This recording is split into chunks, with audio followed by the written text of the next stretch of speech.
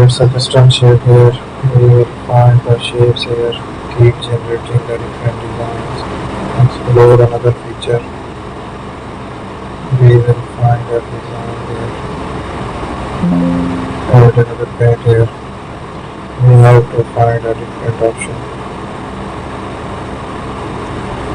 Let's generate another design to make it using the different features here. So we will take the changes. It's a round rectangular shape. We will add a print with it. Let's keep making the designs here using the structure as well.